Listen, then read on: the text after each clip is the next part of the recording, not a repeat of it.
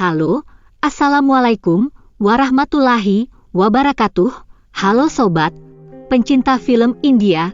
Kali ini, Jalan Cerita akan menceritakan alur sebuah film yang berjudul Hit the Second Case 2022. Film yang mengisahkan tentang kisah pemecahan kasus pembunuhan di Departemen Hit. Bagaimana jalan cerita filmnya? Siapkan cemilan dan sambil duduk santai, dan inilah jalan cerita film Hit the Second Case. Ini adalah Ram, seorang suami yang sangat dikenal baik di lingkungan rumah dan pekerjaannya.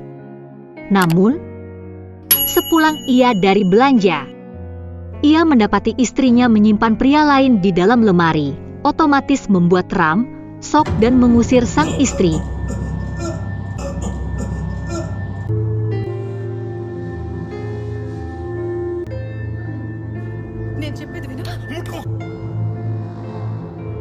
Beberapa hari kemudian, dia dihampiri polisi karena terjadi demo. Di depan rumahnya, ternyata istrinya memfitnah dan menggerakkan komunitas wanita untuk mendemonya. Dia memfitnah kalau Ram memukuli dirinya dikarenakan dirinya tak mau tidur satu keranjang. Sadis juga nih istri. Kenapa galau lumat aja Ram? Ram menjadi dibenci tetangga, dan kontrak kerja yang ia dapatkan juga dibatalkan. Kini Ram sedih dan kesal. Untuk mengatasi kesedihannya, ia membuat rumah pohon.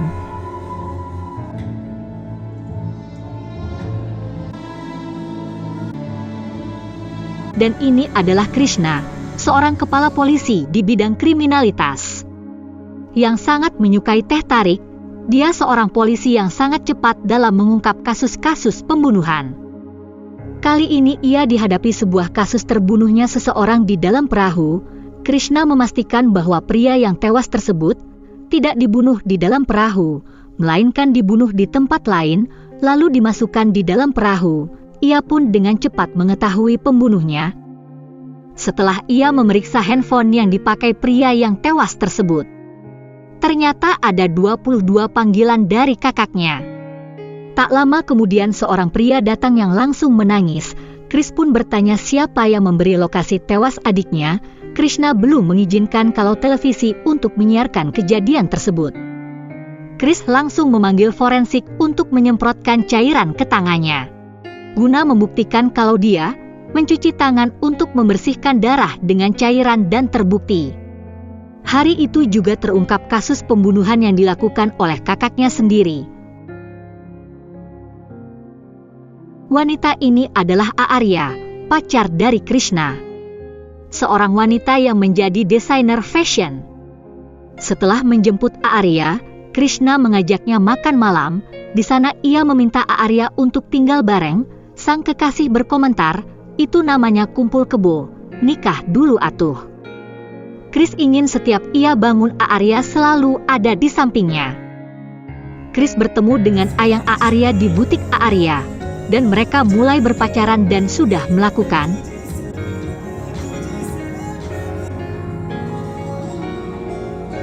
esok malamnya, Aarya sudah di depan pintu. Dia menerima ajakan tinggal bareng atau kumpul kebo. Di waktu yang bersamaan Chris sedang video call dengan orang tuanya, dan mereka melihat anak kesayangannya membopong wanita dan langsung dibawa ke kamar untuk Ibu Aarya mendatangi rumah Chris. Dia tak setuju kalau anaknya hidup bersama tanpa melewati pernikahan. Alasan Chris untuk bersama terlebih dahulu adalah ingin mengetahui apa yang Aarya kurang suka dalam hidup bersama. Bilang aja mau test drive lo KRI. Gokil juga lo Chris. Ini adalah Abhilash, kawan dari Chris. Dia meminta bantuan kepada Chris atas sebuah kasus di sebuah gudang. Tapi saat mereka sedang berdiskusi, datanglah petugas polisi yang mengatakan ada kasus besar yang ia harus lihat di tempat kejadian. Sesampainya di sana, ternyata kasus besar itu adalah terjadinya mutilasi yang dialami oleh seorang wanita pekerja kafe. Kini Chris menghadapi kasus yang sangat besar, yang kemungkinan sulit untuk dipecahkan.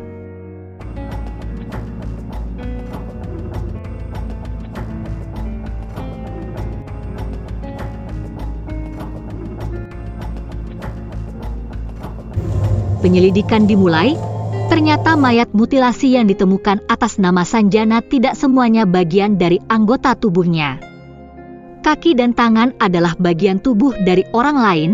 Saat ini yang bisa didapat dari penyelidikan adalah menggunakan sepatu berukuran 9 in dengan merek Feel. Bekas gigitan dengan bentuk gigi tak beratur.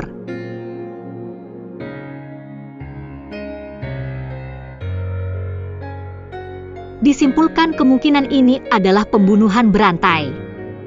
Pemilik kafe dicurigai karena melakukan hubungan dengan Sanjana sang karyawan. Itu diketahui dari riwayat panggilan dan chat dari handphonenya. Setelah mengunjungi kontrakan rumah Sanjana, didapatlah dari kawan satu kontrakan kalau orang tuanya pernah ke kontrakan dan memberikan alamat rumah orang tua Sanjana. Sesampainya di rumah orang tua Sanjana, Chris memeriksa rumah kali-kali ada informasi yang bisa didapatkan. Benar saja Chris yang teliti melihat foto Sanjana dengan kawan-kawannya saat sekolah. Di foto tersebut Chris melihat seorang yang giginya tak beratur. Setelah menanyakan dan mendapatkan informasi dari ayah Sanjana alat rumah orang yang dimaksud Chris, meluncurlah ke rumah mereka. Pria tersebut Raghava, dia bekerja sebagai tukang bangunan. Chris beserta Abhi dan Farsha meluncur ke rumah di mana Raghava tinggal. Setelah masuk dan memeriksa rumah, didapatlah sebuah sepatu yang sesuai dengan di TKP. Chris meluncur ke tempat Raghava bekerja. Setelah bertemu Raghava, ayahnya menelpon kalau polisi sedang mencarinya, maka Raghava mengambil langkah 1000. Chris langsung mengejarnya. Chris mendapat perlawan dari Raghava dan preman setempat. Dan Raghava akhirnya tertangkap. Pastilah, polisi India gitu. Namun saat Chris menginterogasinya, ia tak mengakuinya karena pada hari kematian Sanjana ia sedang berada di daerah Kakinada. Raghava tak mau menceritakan apa yang ia lakukan di sana. Dari tim forensik mendapatkan hasil kalau sepatu tersebut adalah sepatu yang ada di TKP kejadian. Maka Raghava ditahan. Setelah adanya bukti dan pengadilan menyatakan bersalah, Chris masih tak tenang karena 3 wanita lain belum ditemukan. Chris bertengkar dengan bosnya Nageswara. Saat di ruangan kerja, Chris menerima email kaleng karena tak bernama. Di dalam email itu sertakan sebuah link video YouTube kalau Raghava memang di Kakinada saat kejadian.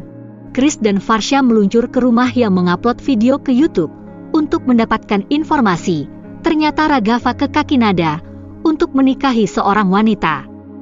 Mengetahui hal ini membuat Chris kaget. Bahwa tersangka pembunuhan bukanlah Raghava, Chris coba menghubungi kepala sipir penjara untuk membuat janji ketemu Raghava. Ternyata Raghava sudah dijemput polisi lain yang dibilangnya akan dibawa ke rumah sakit. Chris mencoba untuk memastikannya dengan menelpon bosnya yang malas kerja itu. Didapatlah informasi bahwa Raghava akan dibunuh agar tidak lagi ramai di berita. Chris berusaha untuk menggagalkan pembunuhan tersebut namun tak ada yang mau mengangkat teleponnya termasuk kepala kepolisian. Chris pun menelepon seorang wartawan yang selalu bertemu setiap ada kasus. Chris meminta untuk disiarkan secara langsung karena keadaan darurat, yakni menyiarkan berita tentang Raghava yang akan dibunuh oleh kesatuan polisi lain. Sontak kepala polisi dan menteri di balik rencana pembunuhan Raghava menjadi kaget. Dengan kejadian tersebut Raghava tak jadi dibunuh, karena informasi sudah tersebar luas, dan Raghava dikembalikan ke sel tahanan. Tapi ketika Chris akan menemuinya, ternyata Raghava bunuh diri dengan mengikatkan leher menggunakan celana yang dikaitkan di jeruji jendela.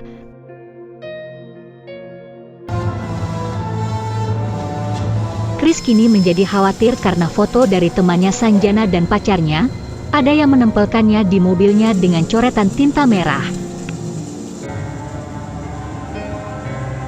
Chris ke rumah kontrakan Rajita yakni teman Sanjana, karena ingin memastikan aman-aman saja.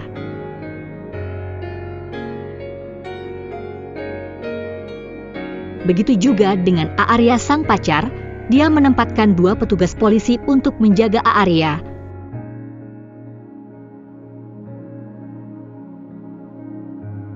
Chris dan Farsha melanjutkan penyelidikannya ke klub malam karena petunjuk di salah satu lengan korban mutilasi terdapat cap. Chris dengan instingnya yang begitu tajam, dia menemukan salah satu klub yang mengeluarkan cap yang sama. Dan ternyata capnya sesuai dengan tanggal kapan orang masuk ke klub. Didapatlah dari struk pada tanggal tersebut ada wanita yang bernama Tanya.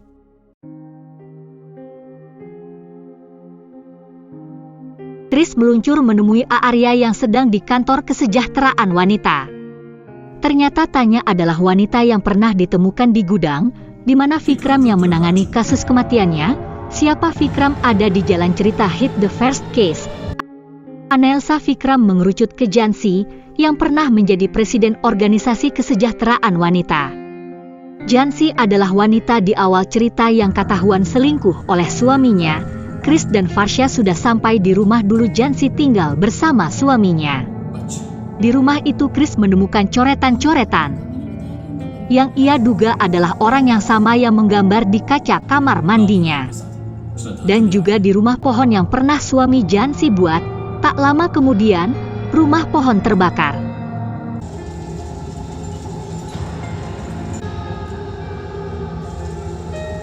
Atasan Chris yang malas bekerja, menelponnya memberitahu kalau dia dipecat karena sudah menentang perintah darinya, serta membocorkan ke media. Dan dia juga sudah menarik polisi yang mengawal istrinya. Chris bergegas pulang ke rumah, karena khawatir dia sudah tewas atau diculik. Dan benar saja itu terjadi, sesampainya ia di rumah pacarnya sudah menghilang. Dan hanya ada satu petunjuk yakni kertas sticky note yang bergambar sejenis yang temui di rumah Jansi.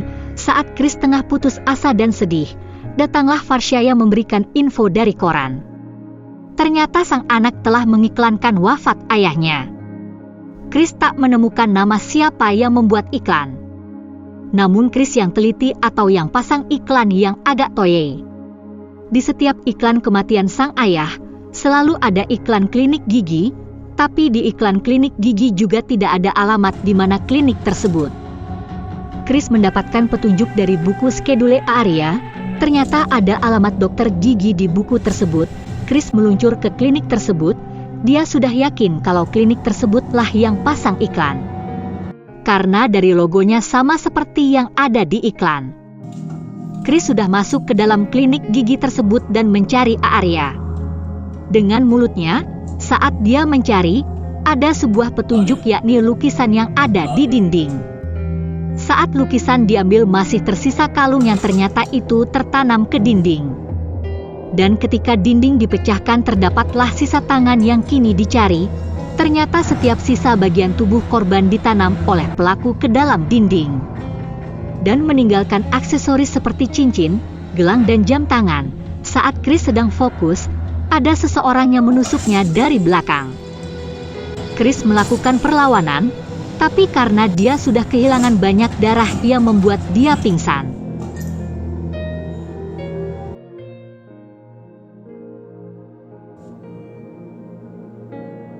Dan saat terbangun dia sudah berada di atas meja operasi gigi dan kaki serta tangan terikat. Ternyata pelakunya adalah Kumar, pacar dari Rajita, teman kontrakan Sanjana. Chris ditus lagi di bagian lain oleh Kumar. Lalu Kumar membawa Arya ke ruangan tersebut dan menggoreskan pisau ke lengan Arya.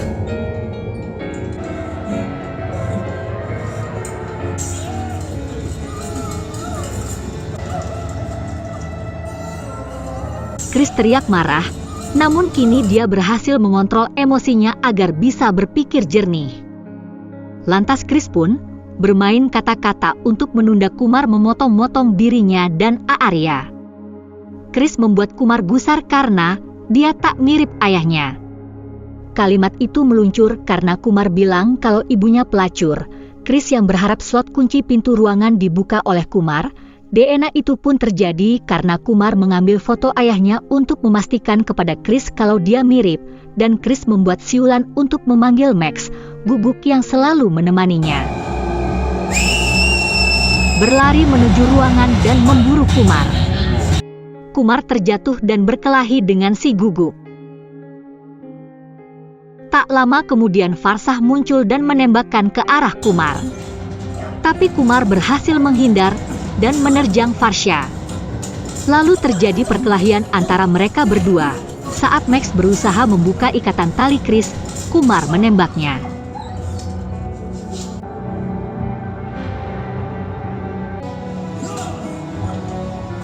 Chris berhasil melepaskan ikatan dan menghajar Kumar dan menggergaji kakinya. Kumar pun terkapar dengan wajah babak belur. Akhirnya mereka selamat dari pembunuhan Kumar yang psikopat.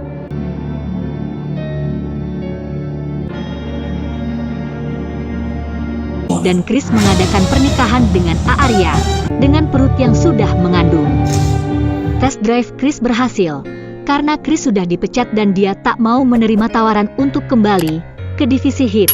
Maka seseorang yang lebih kejam di kepolisian yang sering dimutasi yang akan menggantikannya, dia adalah Arjun Sakar. Dia yang akan melanjutkan film hit Third Case, dan film pun selesai. Terima kasih, hatur nuhun, nyuwun sewu.